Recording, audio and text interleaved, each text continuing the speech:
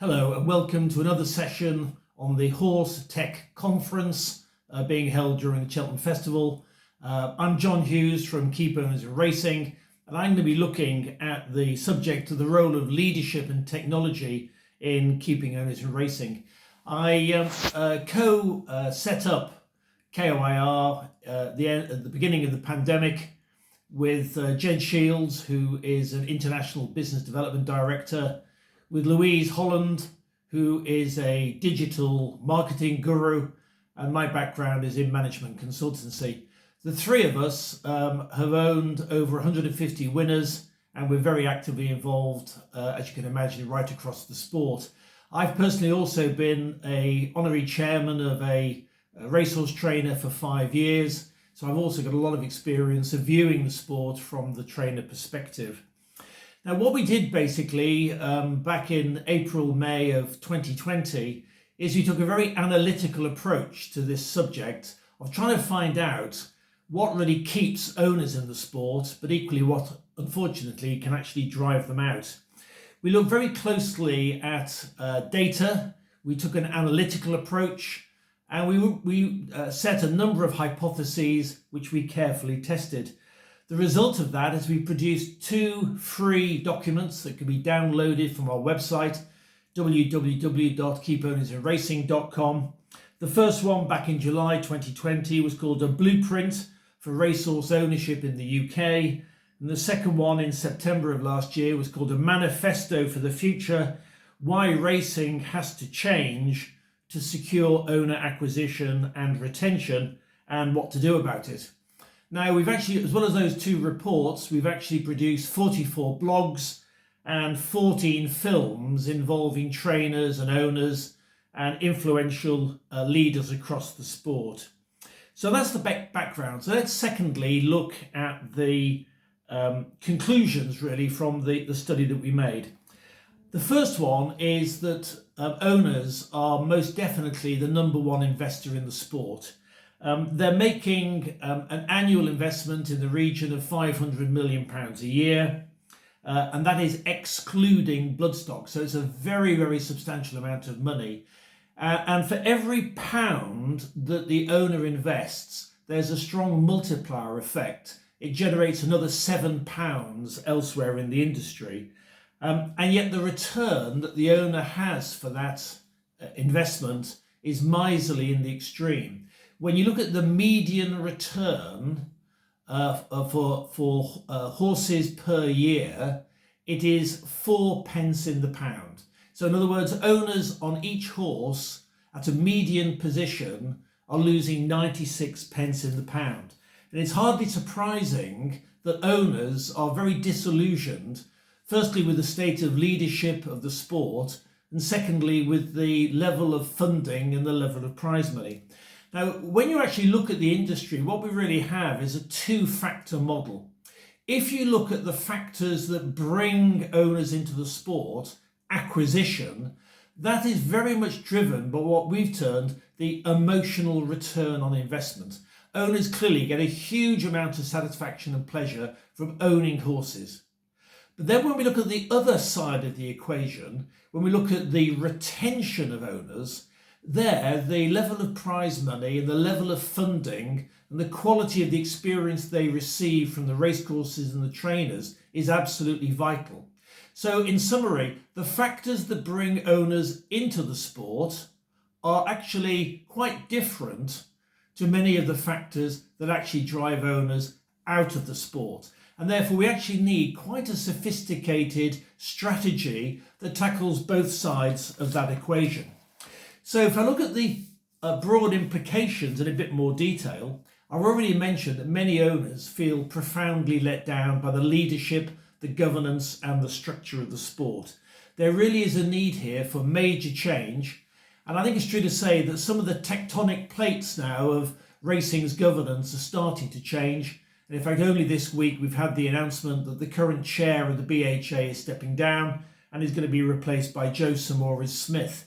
We believe that's a step in the right direction.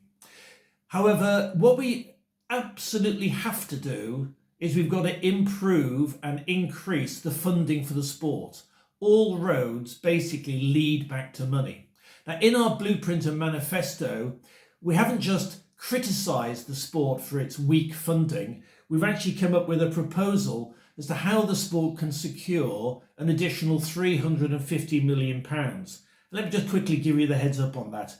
Firstly, we've got levy reform, levy development, stage 2. We can optimise the fixtures and run the programme in a much more efficient manner that will actually maximise betting turnover and enhance media rights. Thirdly, we can expand the tote contribution and we can expand it internationally, particularly through pool gambling. We can grow shared ownership and syndication, and we can probably do that substantially. Like any business, we can reduce costs and we can actually leverage the assets that we own, particularly racecourses, intellectual property and sponsorship of the sport. So it's not as though we're short of potential ideas. And in the blueprint of the manifesto, we detail these point by point. And I've actually also created a benchmarking tool to track the progress on securing not just the funding, but also the various initiatives and activities behind it that will lead to the sport becoming much more sustainable. We've adopted a pretty radical approach. On one of the films, we interviewed Mark Johnston, the trainer, and he came up with a phrase that was very much a guiding principle that we've used through our Keep Owners in Racing. His view is we must stop papering over the cracks and we must cross the chasm. We need to redefine, we need to reimagine, we need to remodel, we need to restructure. We don't just need to be tinkering around at the edges, we need fundamental, radical change. Now, if we then take just a little step back for a moment and we look at what the finances of the sport actually mean, it's not just very bad for owners who are losing 96 pence in the pound. 70% of trainers and breeders in the UK are technically insolvent. There is inadequate money to sustain their business operations. Furthermore, the staff in racing, the stable staff in racing, are basically not getting adequate and fair returns. So poor prize money, poor funding of the sport is actually a welfare and an integrity issue. So let's just look at the third theme, which is the whole area of technology and the way in which we can enable and improve the sport. Without being overly critical, I think I have to say that the sport is still very much in the dark ages.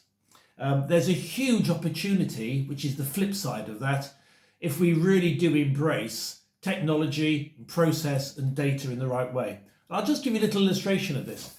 This is the Racecourse Association's pass card, which enables me as an owner to get into the racecourse. That's not bad, that's all quite good. However, this is in the infancy of the potential that technology could provide. Last week, I had my 113th winner on the racecourse. It was only a few months back when I had my 100th winner. When I went along to the racecourse on that day, absolutely no one on the racecourse could possibly identify that this was my century coming up. There was no reward, there was no acknowledgement, there was no attempt to make it a special day, for the simple reason that the sport does not have the data on its ownership base. We don't even know how many owners we actually have. We know what the registered number of owners are, but we don't know who the owners are in shared ownership, syndicates and racing clubs. It's probably, I say probably because no one knows, somewhere between 30,000 and 50,000 people. No one really knows who they are. We don't even know who the top 1,000 owners are in the sport. We can't do any sophisticated customer relationship management. We can't target, we can't differentiate, we can't segment, we can't align different types of experiences to different types of owners with different types of needs. So technology adoption is absolutely essential. Encouragingly, there is now a digital project underway, and I'm just hoping that it really does put the thumbprint on all the key aspects that are needed to really bring our sport up to the modern era. So data capture, data integration, harnessing the power of data we really can't do very much about that at the moment. If we look at the whole area of performance data on horses, I think there are a lot of tools and techniques that are being shared with you throughout this conference. Most trainers, most owners have inadequate data on the performance of their horses. We're not capturing the innovation, the information that can guide and shape the way in which we're training our horses. If we look at very best practice around the world, most people in the sport aren't even aware of it. Absolutely huge gap.